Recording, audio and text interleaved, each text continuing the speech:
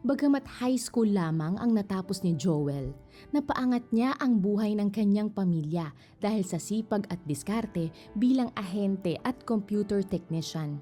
Pero kasabay ng tagumpay, lumaki ang tiwala niya sa sarili na nauwi sa kanyang pagmamataas. Totoo lang kung bakit ako naging mayabang. Dahil nga, lahat ng nakakausap ko o lahat ng tao nakakaharap ko, lagi nila sinasabi, Miss Joel talino.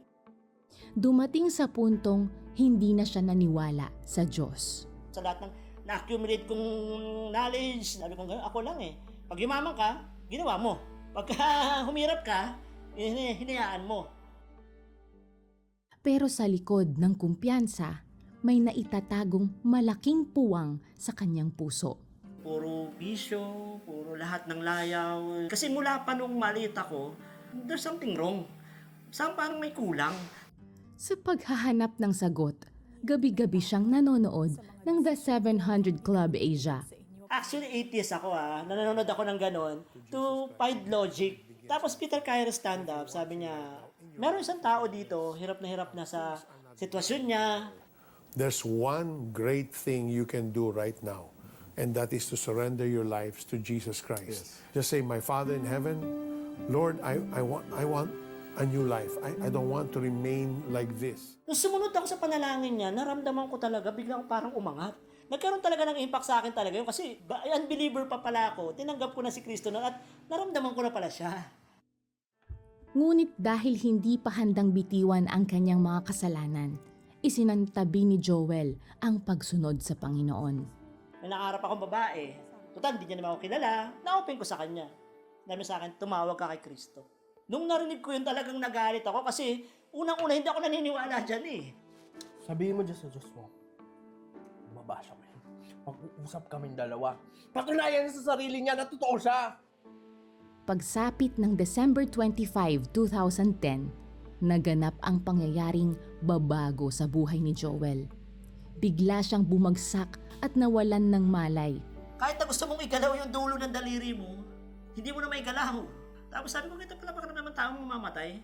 Pero maniwala ka sa akin, pagpikit ng mata ko, nakita ko yung sarili ko nakatayo ako sa pintuan ng impyerno. Buong usok. Pumupulupot sa akin. Naglalakad ako ganun. Sabi ko, nasaan ako? May liwanag mula sa loob ng ganyan. Guide siya, pero ang pagkabasa ko talaga nakalagay, Gates of Hell. Natakot talaga ako. Tapos nung natakot ako, yung katawang lupa ko biglang dumilat. Nakita ko talaga yung mukha ng Diyos. Not as all figure talaga, pero yung mata niya, nakita ko nakatingin sa akin. At that moment, sabi ko sa kanya, Panginoon, ako naniwala sa'yo. Hindi kita kinilala, sabi ko sa kanya. Bigyan mo ako na isang pagkakataon. Pagsisilbihan kita. Sa pangalawang pagkakataong ibinigay ng Diyos kay Joel, nagkaroon siya ng uhaw na kilalanin ang Panginoon. Nagpatuloy siya sa panonood ng The 700 Club Asia.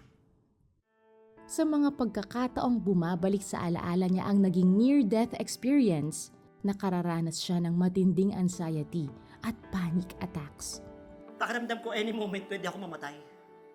Hanggang sa pinaunlakan ni Joel ang imbitasyong dumalo sa Kristiyanong simbahan. Pagpasok ko sa church, pagtapak ko doon sa may hagdanan, isang baitang pa lang. Talagang may kumawala. Pagtapak ko gano'n, sabi ko, uy, magaling na ako. Naramdaman ko yung Panginoon eh. And then talagang na-experience ko siya. Pinatunayan niya sa akin na totoo siya. Yung pag near-death experience ko, yun talaga yung nagtanggal sa akin ng tiwala ako sa sarili ko, ng yabang ko sa sarili ko. I realized, nung nakilala ko yung Diyos, wala pa pala akong alam. Tuluyan nang isinuko ni Joel ang buhay kay Jesus at napagtagumpayan niya ang kanyang mga takot. Hindi na ako takot mamatay nung sinabi ng Panginoon that it is finished. Siya na yung nagdala lahat ng kasalanan ko noon, ngayon at magpakailanman. Doon ako nagkaroon ng assurance ng salvation na hindi ko ito magagawa ng sarili ko. Si Lord lang talaga. Kung dati sariling diskarte ang umiiral kay Joel, ngayon tiwala siya sa biyaya ng Diyos na matutustusan ang bawat pangangailangan ng kanyang pamilya. Naglilingkod siya sa kanilang simbahan at ginagamit ng Diyos upang tumulong sa iba, lalo na sa mga dumaranas ng anxiety. Si Kristo lang ang sagot sa lahat na pinagdadaanan mo. God changes lives. Tulungan mo kaming i-share ang transforming love ni Lord sa mas marami pang tao.